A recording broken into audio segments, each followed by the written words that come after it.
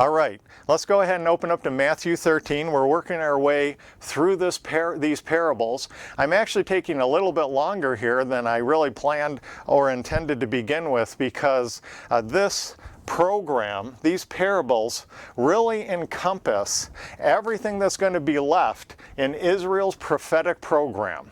Everything that's left, he's going to give an explanation of what is going to happen between the first coming of Christ, that's here on our timeline, and the second coming of Christ, when he comes in his wrath and judgment. And it's explaining something he didn't reveal to the prophets, something he kept hidden from the prophets. It says in our passage here, kept hidden from the beginning of the world, not like Paul's mystery, which had been kept secret since the beginning of the world, and God came up with an eternity past before the beginning of creation.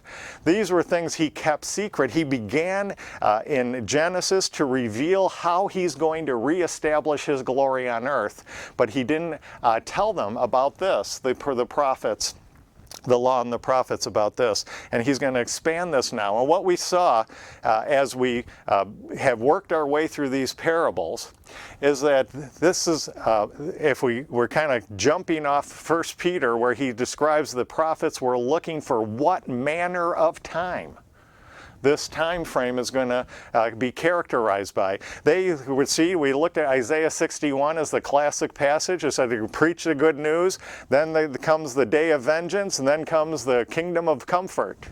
And that all happened, one sentence, boom, boom, boom. It looked like it all happened together, that there would be no interval. But then they look at some other passages, and it looked like they couldn't happen all at once. That's what Jesus is revealing here, this manner of time. What is going to characterize this time from the giving of these parables by Jesus here in Matthew and going out to the end of that tribulation period. And so during this time we saw, and we'll just recap it with this, is the first parable, that parable of the sower. We labeled that. Remember how that parable opens. You have the unprepared ground, and they had no understanding. How does the parable close of the sower? Those with prepared ground had understanding. They received the instruction of Christ. So that parable we labeled and we kind of indicated as the time of instruction and understanding. That's kind of the beginning. I think when we looked at these, that's how this is all going to restart. When God restarts his program with Israel, it's going to begin with parable of the sower. They're going to start just throwing out the seed of the kingdom, the word of the kingdom. That's what Jesus had been doing through these first 12 chapters of Matthew, John and Jesus, and in Matthew 10 he even sent the 12 out to do this. They haven't been sowing seed like any real farmer. They've been sowing seed with wild abandon. They've just been taking their seed and they throw it up on the streets, they're throwing it in the weeds, they're throwing it on the rocks, they're throwing it on the good ground. It's spreading everywhere. And that's what that sower is talking about. Jesus in chapter 12 turns away from that wicked generation. He's going to stop sowing the seed with wild abandon, and he's going to turn away from that wicked generation, turn to his generation, his believing, his spiritual family. And that's going to pick up again. And we see this happening in early Acts on the day of Pentecost. What's Peter up there doing? I read an estimate, someone said there would be more than 2 million Jews in Jerusalem and that near surrounding areas during this day of Pentecost from all over the world. And what does Peter go up there and proclaim? Ye men of Israel. He's talking to all of them. And he's sowing the seed. He's just throwing it everywhere. The unbelievers, the believers, the fruit bearers, the non-fruit. He's just throwing out the seed. And that's going to happen again when God restarts his program out here in that tribulation period. That's what they're going to start doing, sowing the seed of the kingdom. And then that seed of the kingdom is going to bear fruit. And the fruit it bears is given in our second parable of the wheat and the tares. It's going to generate the children of the kingdom. And God's going to plant the children of the kingdom in the field of the world. Over the earth, on earth, in the field of the world. Satan's world system on the earth. And the second parable, the parable of the wheat and the tare, says that Satan is also going to be planting his people, the children of Satan, the children of the wicked one, in there too. So this is going to be a time, as we look at our timeline here, from the days of Jesus out to there, it's going to be a time when the wicked and the good are going to commingle. They're going to be allowed to coexist. And there's going to be a battle. The children of the wicked one are going to counteract and confront the children of God. And they're going to grow up together during this time, and especially now out in that tribulation period. During that 7-year, God's going to allow them to grow together. They weren't to separate them. They would be separated, and this takes us to the end. They'd be separated at the end when Christ returns with his angels. And then he'll, and through his angels, will separate the wheat from the tares and take the wheat into the kingdom, and the tares will be cast into fire.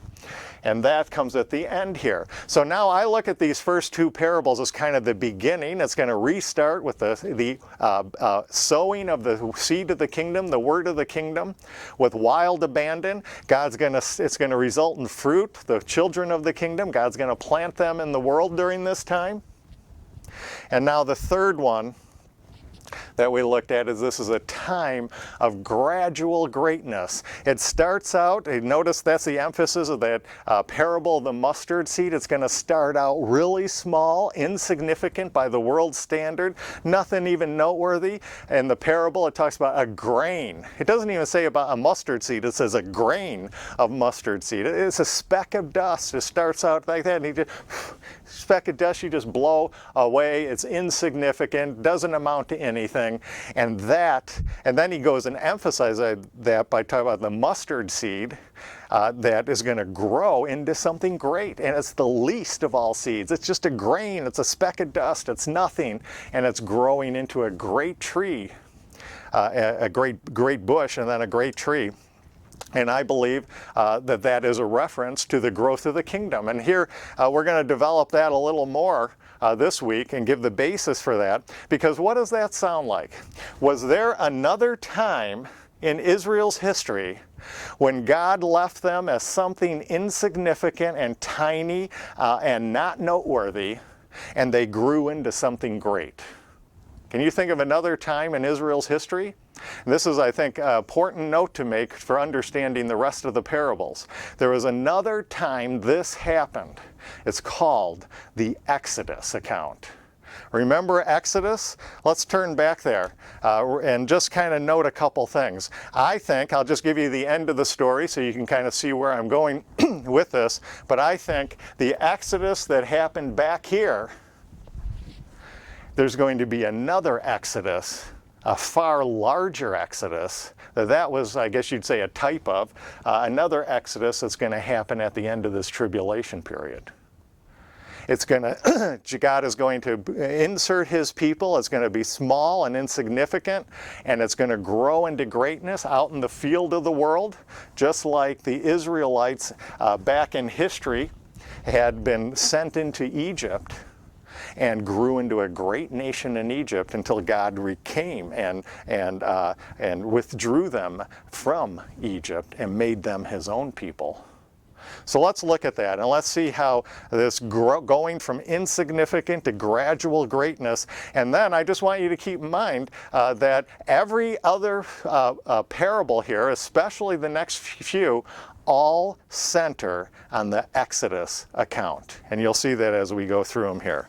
Go back to, we're going to go all the way back to Genesis and see where the Lord made this promise to Abraham, gave this prophecy to Abraham. Go all the way back to Genesis 15. Genesis 15. I could easily get sidetracked here on Genesis 15:6, but I'm not. I'm just going to talk about it. We've talked about that in great detail in the past, but now we're just before God makes this covenant with Abraham. He makes sure everybody in the universe realizes he's not entering into this covenant because of anything Abraham did. He's entering into this covenant with Abraham because Abraham Abraham believed God, and his faith was counted for righteousness. End of story. That chapter's over. Put an exclamation point and turn the page. He begins a new chapter with Abraham, and now Abraham can participate in the earth's prophetic program and have a privileged position in that through obedience. And we've been over that in the past, so we're not going to go on that first. But before the covenant, that's established. That's the way anyone has ever been justified, going all the way back to all the way back to Adam. The only way anyone, any sinner, and of course we're all sinners, and everybody has been a sinner since the fall of Adam, the only way anyone has ever been saved before God is on the basis of faith and grace. God just comes and preaches good news to them. And when they believe, their faith is counted for righteousness, justified unto eternal life without works. And that has to be because that salvation, that justification is based, Paul explained, is the one God raised up Paul to explain, that is based on the death and resurrection of Christ. But now, those who have been justified by grace through faith, now he's going to bring Abraham into a covenant. And he's going to say that Abraham can now have a privileged position in his prophetic program. And that's what we're going to see here. So now they do the sacrifices, he spread out the animals. Let's just pick it up in verse 12. This is Genesis 15:12. Here, God is talking about how he's going to send the descendants of Jacob, the Israelites, into Egypt. Verse 12, and when the sun was going down, a deep sleep fell upon Abraham, and lo, a horror of great darkness fell upon him. And he said unto Abram, know of a surety that thy seed shall be a stranger in a land that is not theirs, and shall serve them, and they shall afflict them for 400 years. Now, of course, we know this is their journey into Egypt. He's going to plant them in the nation of Egypt, in the land of Egypt. And look at how it's going to end, verse 14. And also that nation whom they shall serve will I judge. And that's our parable too, right? He's going to come back and separate the wheat from the tares.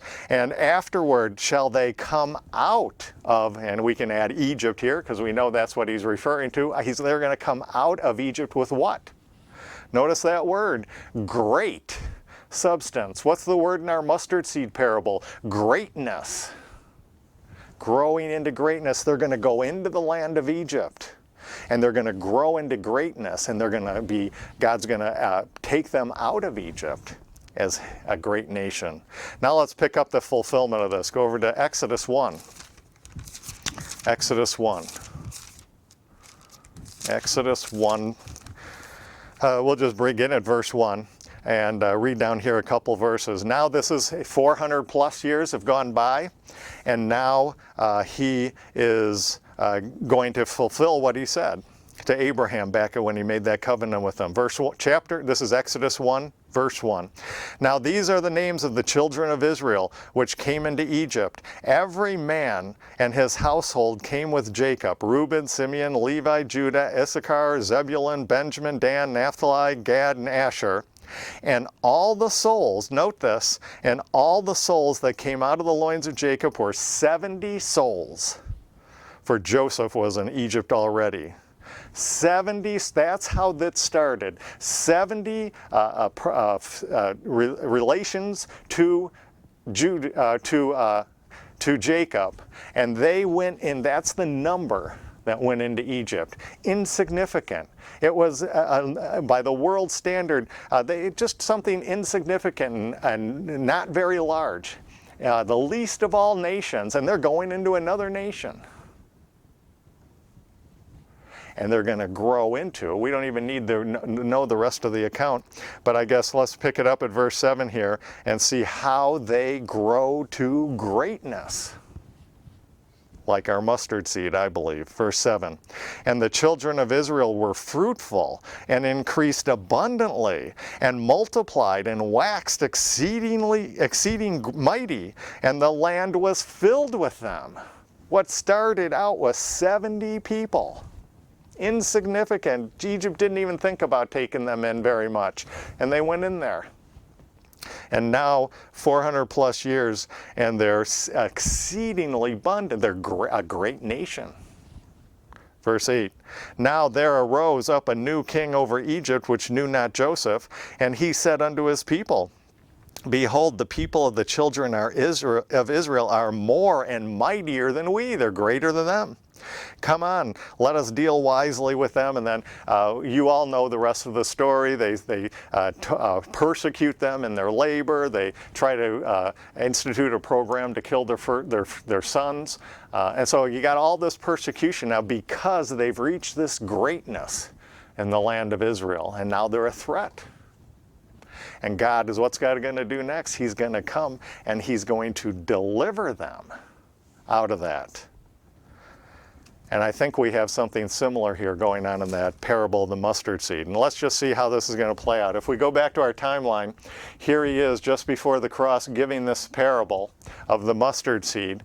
Now the next time this is going to kick into effect, start to go into effect with, I guess that wild abandon concept is going to be over at Pentecost.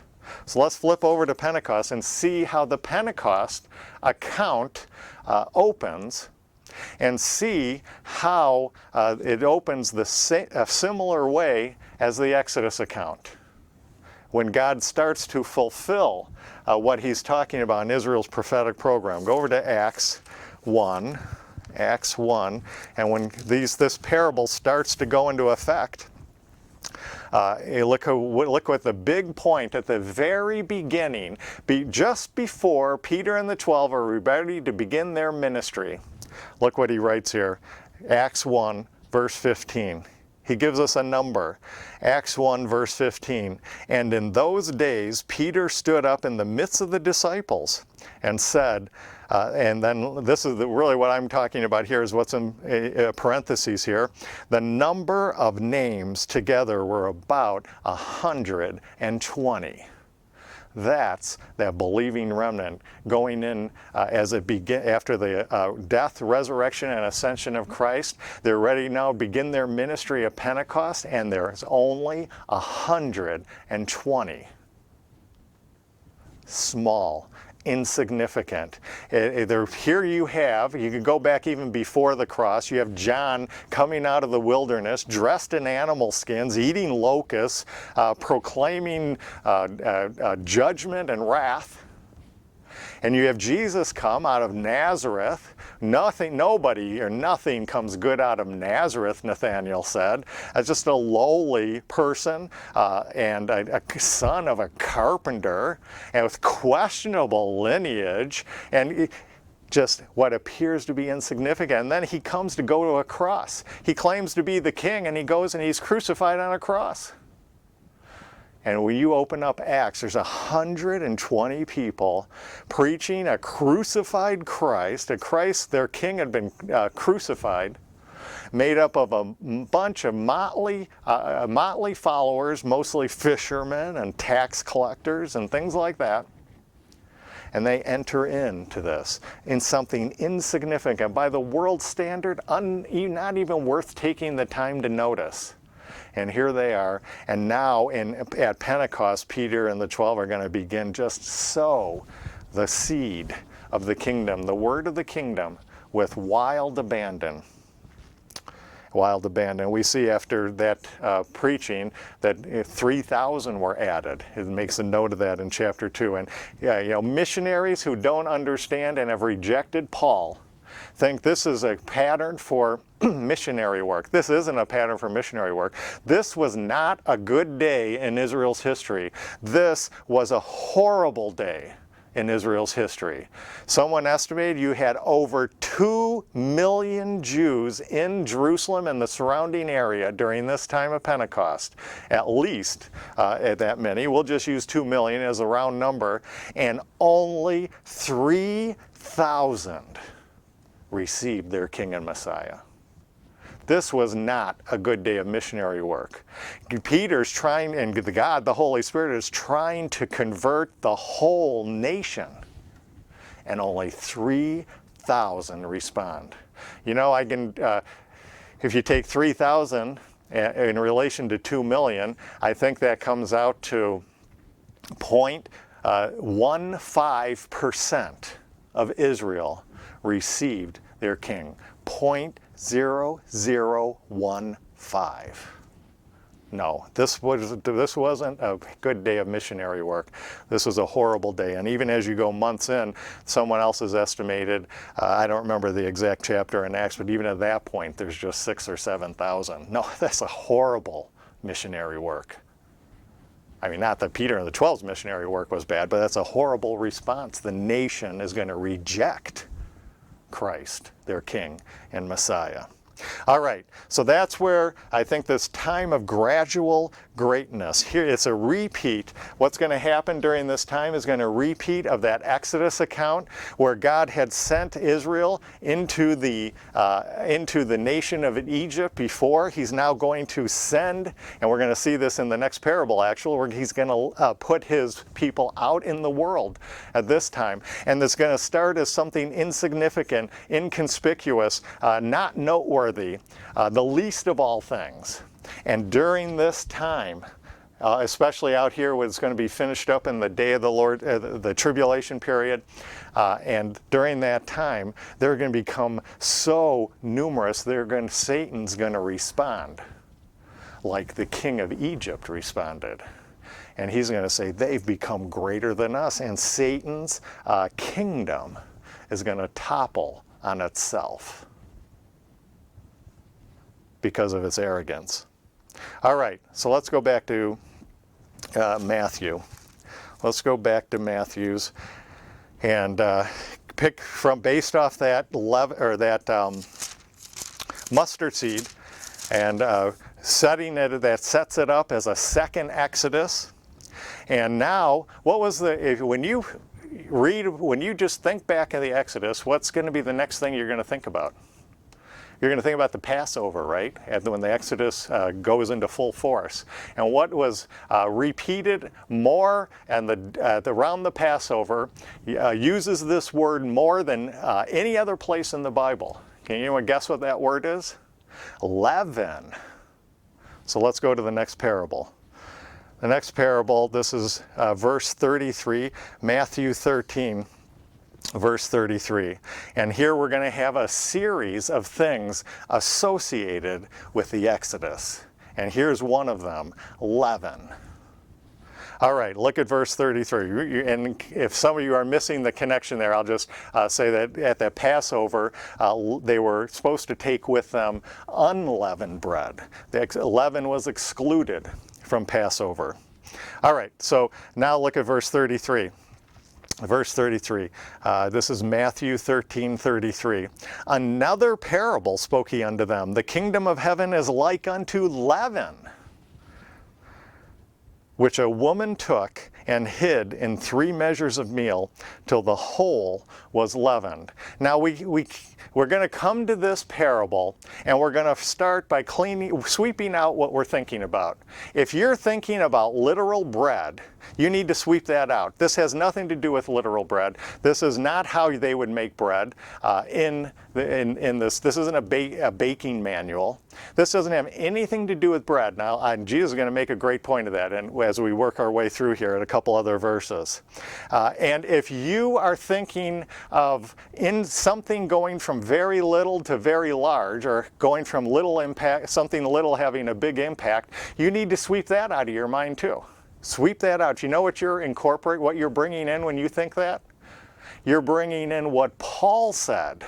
Paul said, a little leaven leaveneth the whole loaf.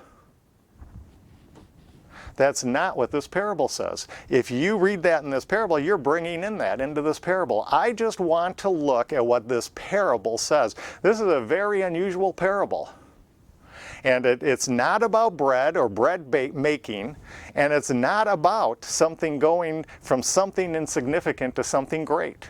See, most people, I'd say everybody, as far as I know in my commentaries, as far as I know, associate this parable with, let me just go back here, this parable with the parable of the mustard seed, because they're reading Paul into this passage. The mustard seed was something small and grew big. The leaven is something small and grows big. But that's not what this parable says. To read that in this parable is to bring things into this parable, read things into this parable. I just want to read this parable from the very beginning and see what Jesus is actually bringing out in this parable without bringing in anything else. So let's just start by looking at this leaven concept. And I think, so we're on the parable of the parable of the leaven, and let's just look and develop what's in this parable of the leaven, what it actually says, and we'll spring out from that and draw some conclusions. So parable of the leaven. He says, first of all, it's leaven. All right, so now we've swept our preconceived notions out, and we're thinking, is leaven good or is leaven bad? That's a good question to begin with. So we're going to begin, and we're not even going to turn to these passages because we're all, I think, at least superficially familiar with them. Leaven, where the word leaven is used most of the time, is at the Passover, at the Exodus, which we just talked about, that Exodus that I'm associating with that mustard seed. And that's the leaven. Now, of course, there it does have to do with bread making, and they were supposed to have unleavened bread and all that. But the leaven is there associated with something negative and corrupting. You know, the next time you read about leaven, the second most popular place for God to talk about leaven, that's in the Exodus account too. And it has to do with the sacrificial system. And leaven is excluded from the sacrificial system. It's viewed as something negative and corrupting. So when we look at the Bible as a whole and just have a clean slate in this parable, we would have to probably come to the conclusion that leaven in this parable is going to be treated as something negative and corrupting. But we have another proof that we can look at that adds much more weight to that, and that's how Matthew uses the word leaven in this context. If we flip over a couple pages, we'll see how he uses the word leaven. So go over to Matthew 16.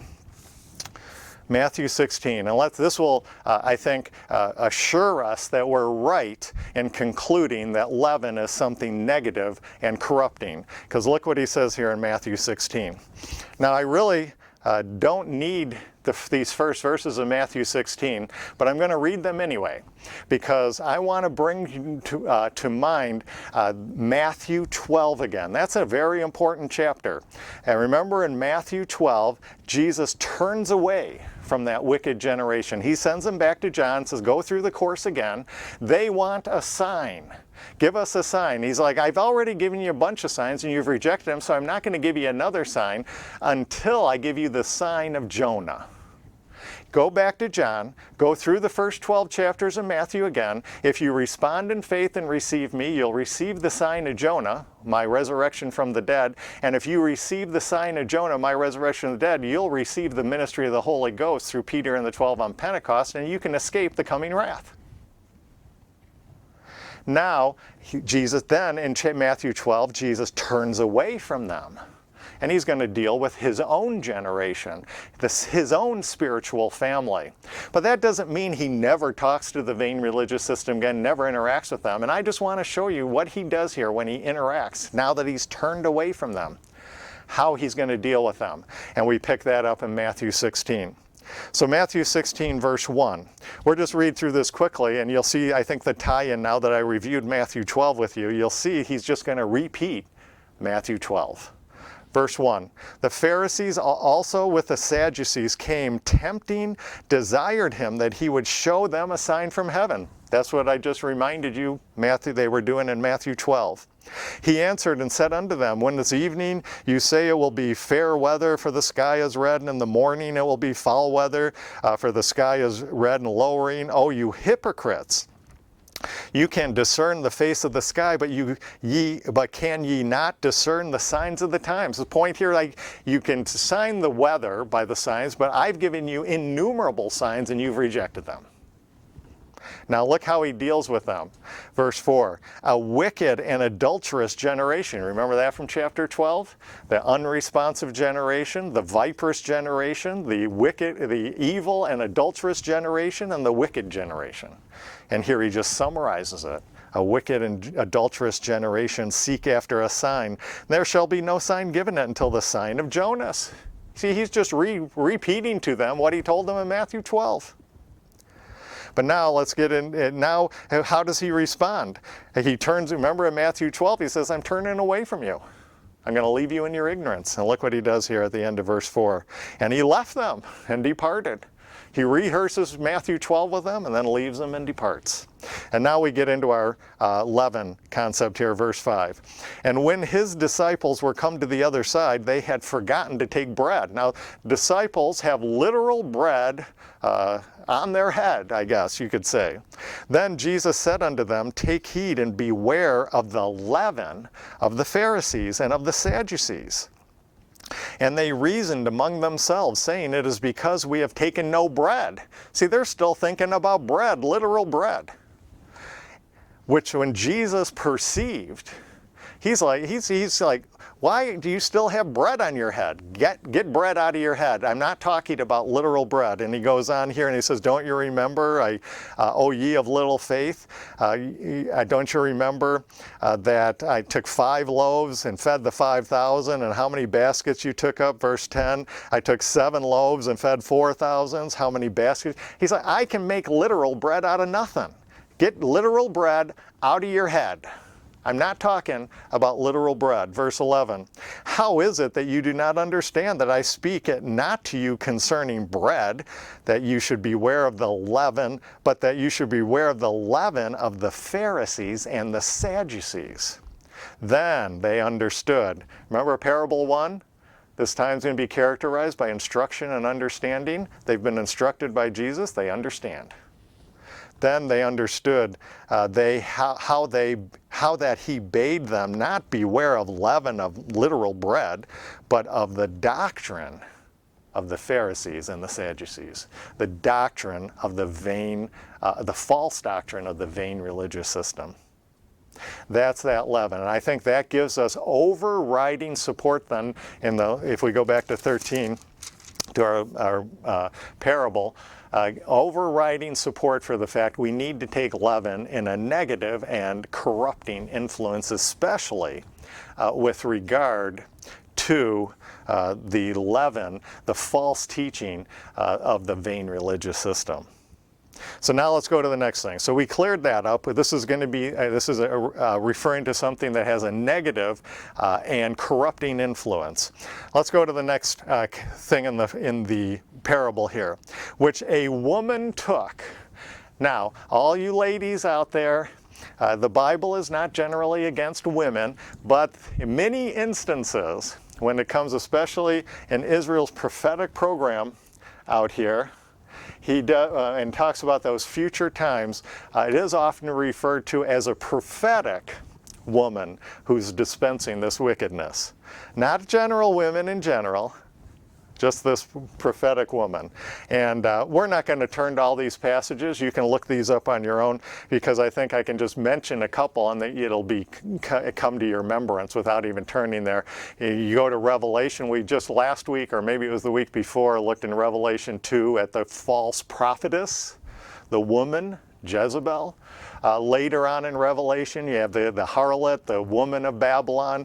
And if you want to look back at Zechariah 5, which I think probably has a pretty good bearing on this parable, there again it's talking about a woman, and she's measuring out things, has measures of things, and she's dispensing wickedness. So I think that ties in with our conclusion that leaven is negative and corrupting, and now you have this prophetic woman that's tied into various prophecies throughout the Bible, this prophetic woman who dispenses wickedness. Now let's see what she's doing here, and this will really tie in now with how we're to view this within the rest of the parables. So now what is she doing with this? What's the point of this parable? Now many people say that the point of this parable is the same as that of the parable of the mustard seed.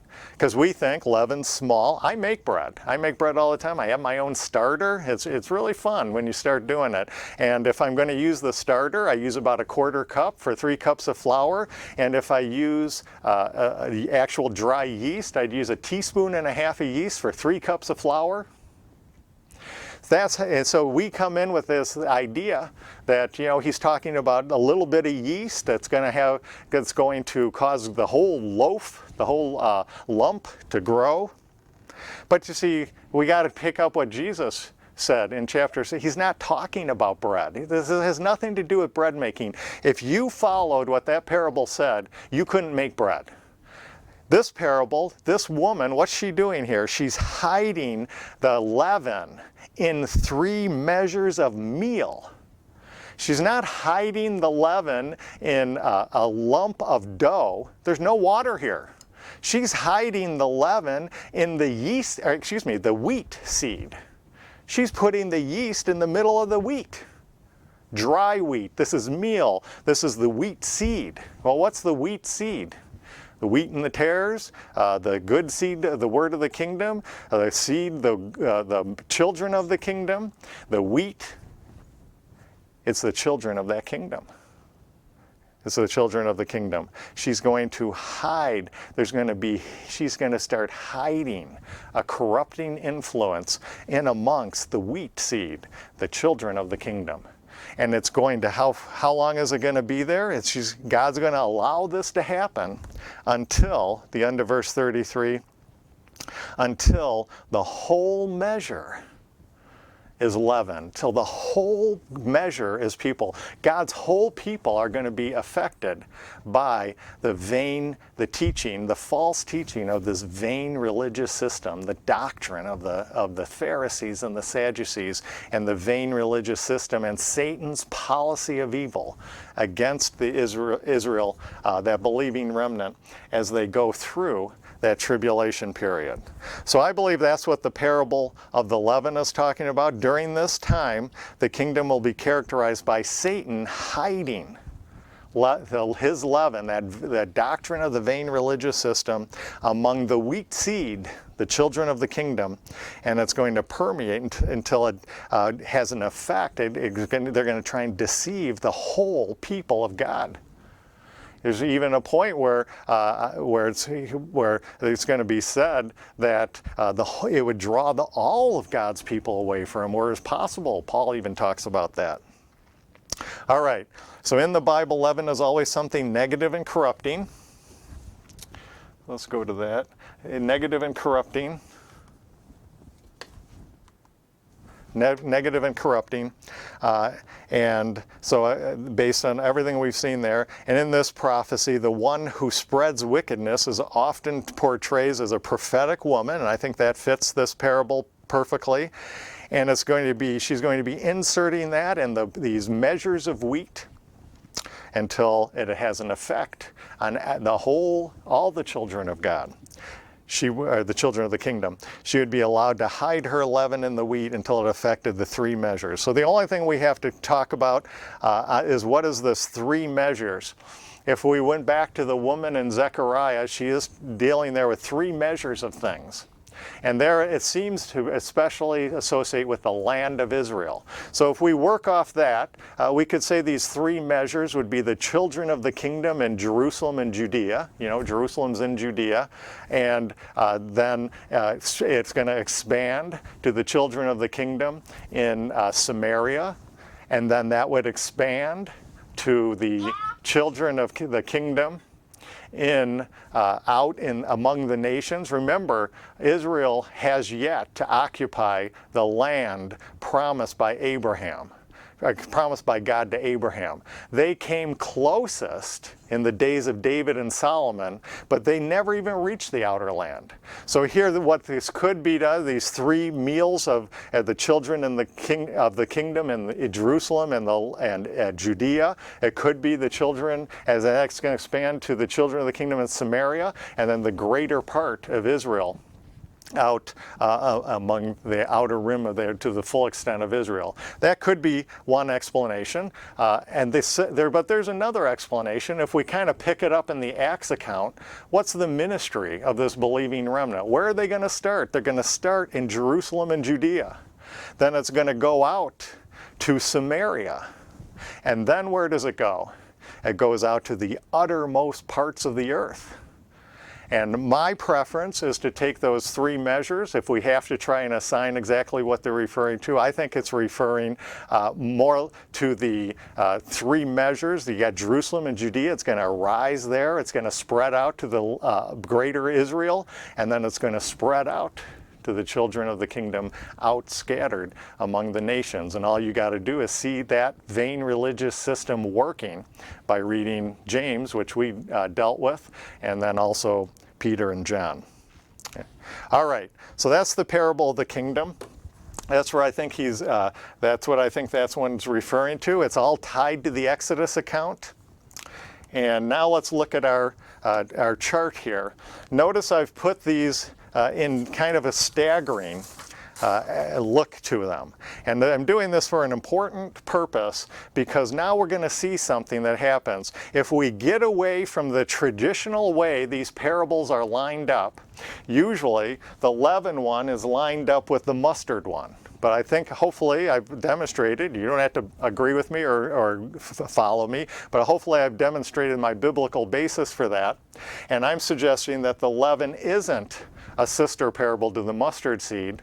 The leaven is a sister parable to the next parable. So let's go take a look at that one now. Let's go take a look at that one. And then we're just going to introduce that. And I'm just going to bring that out here now when we keep in mind that the main thrust of the parable of the leaven is not something that's insignificant and small turning into something great. What's important in the parable of the Lebanon is that somebody's hiding something. It's the hiding concept. Now, let's read the next parable. Verse 44. Matthew 13:44, and see if you see a tie-in here. Again, the kingdom of heaven is like unto treasure what? Hid in a field. The which, when a man hath found, he hides, and for joy. Notice the hide there again. A treasure hid in the earth. And a man finds, and he hides. The issue, the emphasis of this parable is not really even on the treasure, it's on the hiding. And that's what was happening in the parable of the leaven too. It's not so much about leaven or bread, it's about this woman is going to be hiding the leaven of the false religious system to corrupt all the children of God. And now in this parable, this I believe is the sister parable to the leaven, and that's the parable of the treasure hidden in the field. And we'll expand on that. But first, let's just kind of, with this in mind, these four, let's just bring out a couple points about these. In these first four parables, remember these first four parables are going to have been spoken. Jesus spoke these before the multitudes. Now in the next four parables, he's going to speak them just to his disciples. He's going to turn away from even the multitudes and teach and talk only instruct the disciples. So we have here in these first four parables, if we stop and take a look at them, I think we have something that's already begun in Jesus' day. We have a foretaste of these first four parables in Christ's earthly ministry, and is going to also even be more so as a foretaste in the ministry of Peter and the 12 through the ministry of the Holy Spirit at Pentecost in early Acts. But I just put a few examples here. You could go and fill this in and probably make charts several pages long. But just to kind of get the idea, you had the parable of the sower. That was the prepared and unprepared soils. And we can just look at Matthew 12 and see he's turning away from that wicked generation, and he's pulling out his own generation. The tares and the wheat. All you need to do, look at Judas, right?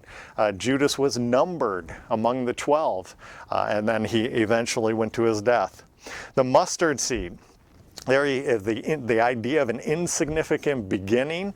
You have there, Christ from Nazareth. Nothing good comes from Nazareth, Nathanael said. A son of a carpenter, questionable lineage, and he's going to go be crucified on a cross, on a Gentile Roman cross. What kind of a king is that? That doesn't sound like a very hopeful king. So very small beginnings, and he calls out a group, not out of the religious system, not the erudite and the intelligent, or not the intellectual and all that. He pulls them out. They're fishermen and tax collectors and other kinds of sinners and things like that. And he starts from something insignificant, just like he did when he sent the Israelites into Egypt. He's going to send these, he is 70 going into Egypt. Here you have 120 he's going to send out to the world. And out of that, poor beginning, insignificant, nothing by the world said as a speck of dust you blow off your hand, and it's going to grow. And by the time Satan's world system, Satan realizes what's going on, it's going to be so big, like the king of Egypt, it's going to cause Satan and his kingdom to topple on itself. Leaven. And we've seen nothing, we've been talking about nothing but practically since the first chapters of Matthew, the leaven of the corrupt teaching of the vain religious system. And so there, I think that these are ones that take into effect. Now the next set is going to refer to things that come later. And that's what we'll bring out when we go into the next four. So these first four parables are spoken to the multitudes. They're explained to the disciples. They began in the days of Christ himself and were foretasted at Pentecost and will reach their fulfillment during the tribulation and second coming of Christ. All right, so with that background, let's enter into the next four, which now just keep in mind, he's not talking to the multitudes anymore. He's going to turn around, he goes back in the house, and he's going to teach them some more parables. So, okay, let's read the parable of the treasure now, and let's realize that the main thrust of this parable is not even the treasure. The main thrust of this parable, the action of the verbs, is the concept of hiding, and it's mentioned twice. Let's read it again. Again, the kingdom of heaven is like unto treasure hidden in a field, the which when a man hath found, he hideth. Here we have, it's a treasure hid in a field, hidden in a field. And when a man finds, he hideth. And for joy thereof goeth and selleth all that he hath, and buyeth that field. All right, so here we have the parable of the kingdom. I think this is a sister parable. That's why I put it up here again, of the leaven. It's the one, those two go together. While this woman is hiding leaven among the wheat seed, in the wheat, in this parable, God is going to be hiding this treasure in the earth. They're going to both be hiding things. And that's what we'll take a look at now. What is this treasure? This is an activity that's going to happen. It's going to cover this time. It's going to characterize the time between the first and second coming of Christ. And he's going to talk about this treasure. Now, if we want to understand, remember where we left with mustard seed, I kind of tied into the Exodus account. And then the next parable was about what? Leaven. Where do you go to learn about, hear the most about leaven? The Exodus account. And then we looked at, now we look at here at this treasure concept. Guess where you go to have your first reference to treasure? Or at least God's special mention of treasure, the Exodus account. Let's go back to Exodus. This time in Exodus 19. Exodus 19. And let's see what God calls his people here. What God calls his people. Exodus 19, we've just gone through the Exodus. The nation that was insignificant was planted in, just like our wheat and tares, was planted in the land of Egypt, and they grew into greatness. Now God's delivered them from the Egyptians, out of that world of the Egypt, and now he's brought them to himself as on eagle's wings, and brought them to himself. And look how he describes them. Verse 5, now therefore, if ye will obey my voice indeed and keep my covenant, then ye shall be a peculiar what? A peculiar treasure unto me above all people, for all the earth is mine, and ye shall be unto me a kingdom of priests and a holy nation. These are the words which thou shalt speak unto the children of Israel. The children of Israel, that same Exodus account, that's the core of the mustard seed, the core of that leaven, is now the core of this treasure. That's where he describes the nation of Israel. They are going to be his treasure. And I have a couple other verses here we could look at from Psalm 17. I'll let you look up that on your own. Deuteronomy 32:10, it just, God over and over shows that this people of Israel, the apple of his eye, it's a sensitive part. He's going to watch them. He's going to care for them. Even when Moses goes to see his glory, God protected him and cared for him by covering him, hiding him in the rock. This hiding concept, while this wicked woman is hiding the leaven of the vain religious system amongst the wheat, the children of the kingdom, God hasn't forgotten them. God isn't ignoring them. God has them. They're the apple of his eye. He's going to hide them in the world. And at times, especially that last 3.5 years, even from a protective, he's going to hide them. Bring them out to a wilderness and hide them, and in the clefts of the mountains and hide them. That's while she's doing her work of corrupting, he's going to preserve and protect his treasure, the children of Israel. And I suppose at this point, that's going to be made up of that believing remnant. All right. Let's go ahead and we'll close with that for tonight, or for this morning, and we will go from there next time. Let's close with a word of prayer.